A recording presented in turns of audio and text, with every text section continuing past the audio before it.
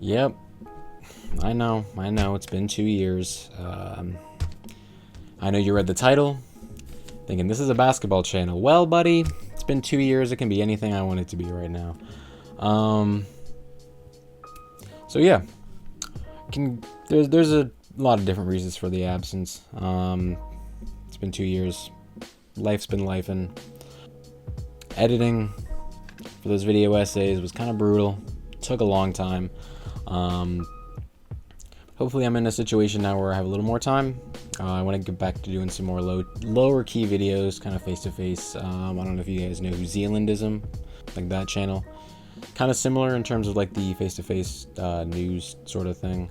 Not like news, but dialogue.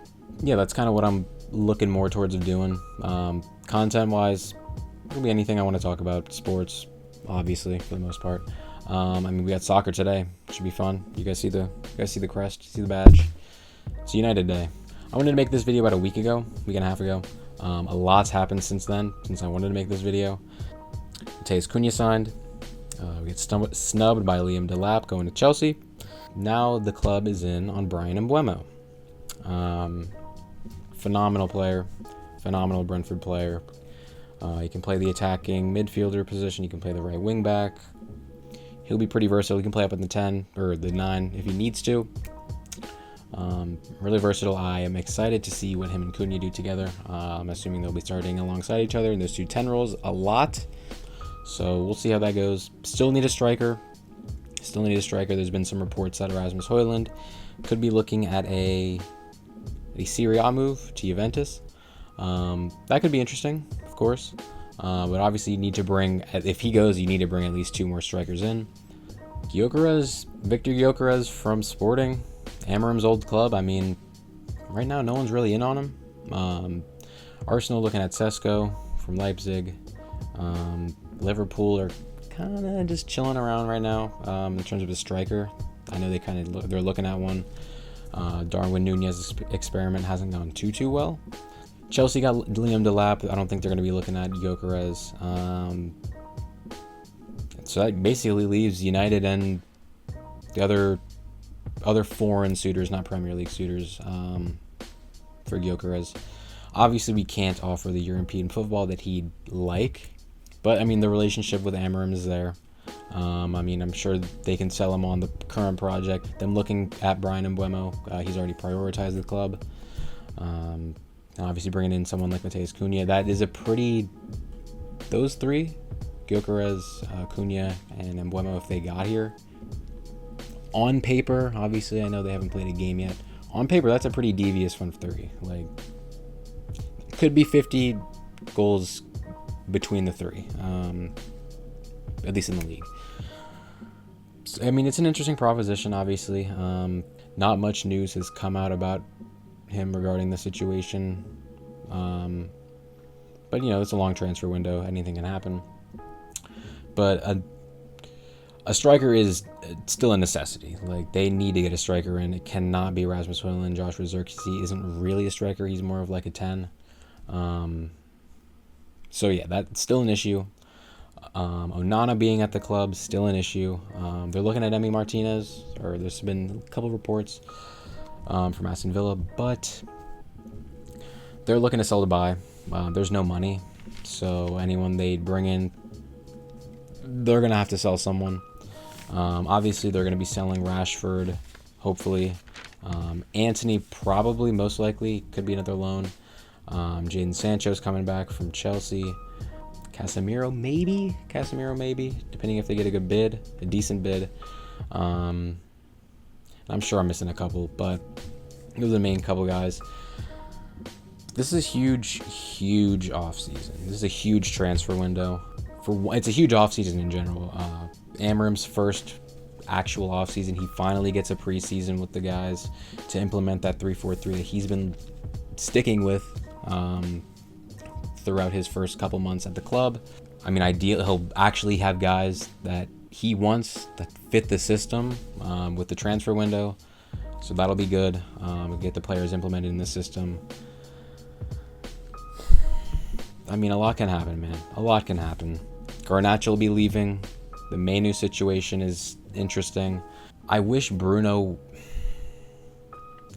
So they had an offer. The club had an offer for Bruno from Saudi Arabia, around 100 million quid, pounds, whatever they call it. Obviously, that's a lot of money, especially for a guy like Bruno Fernandes. 31, maybe in the twilight of his career.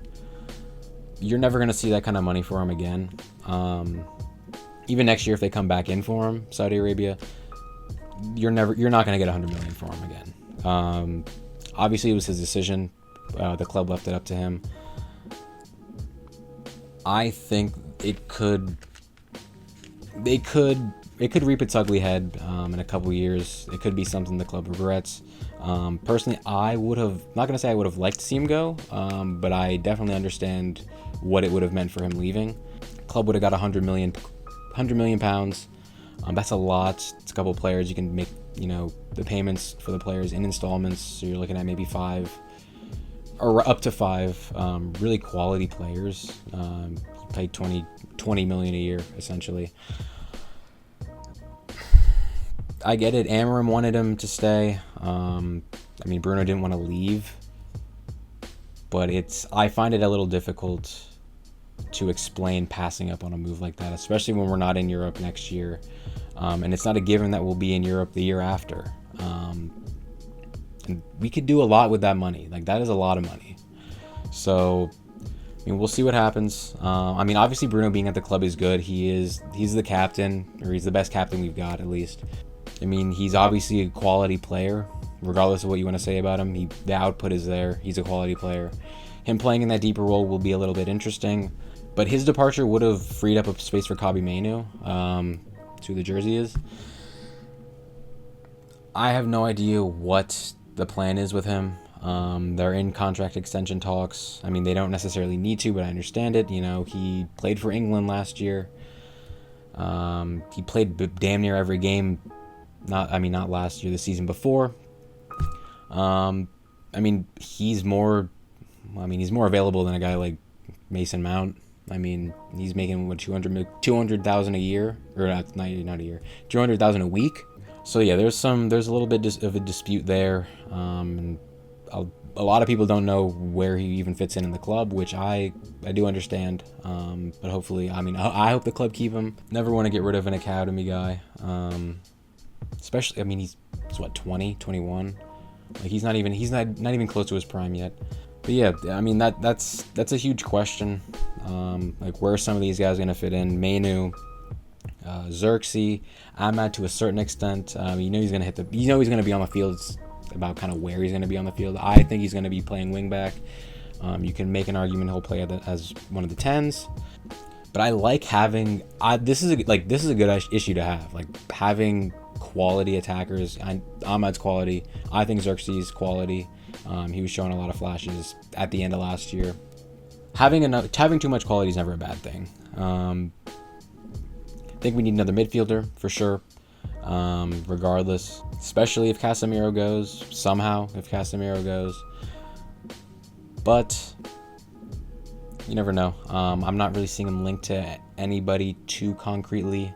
There's Ederson from Sporting, or no, he's from Atalanta. Trincao potentially from Sporting, one of Amorim's guys. It's going to be a long transfer window. I don't expect any of these deals to be done in, well, a couple were done. 2 of them are essentially done already, because Mbeumo's given his priority to United. It's just a matter of them getting the deal done. Hopefully they do get the deal done. But you're looking at two big signings. Then we're not even a week into the first part of the window. Obviously the window's going to close around during the Club World Cup, I think. But yeah, I don't expect anything really for another couple weeks. July's when the new fiscal year starts. So obviously the penny pinchers that run this club are going to wait for that. And of course, like I said earlier, they're going to want to sell to buy. They're going to want to get the guys like Rashford out, the guys like Antony out. Luke Shaw, maybe. I don't know how they're going to get off that. But the club's got a lot of work to do. If I made this video a week ago, I would have said that they're completely in the dirt. I'm not going to lie. I thought they were peering into the abyss after that Europa League loss. Because, I mean, you're not looking at European football this year. 15th place in the Prem, that's their worst Premier League finish ever. I mean, the club said they've already backed Amram, which is a good thing.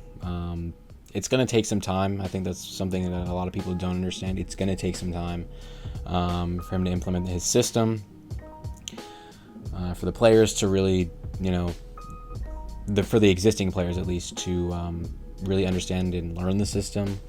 And I mean, you can't really have too big of expectations for a club that's coming off of 15th place in the Prem.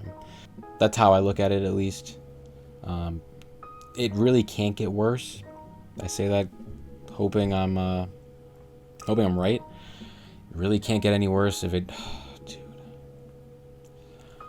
I watched almost every game this year, every game that I could. At least over 80% of them. If it's worse than this year was, sell the club, man.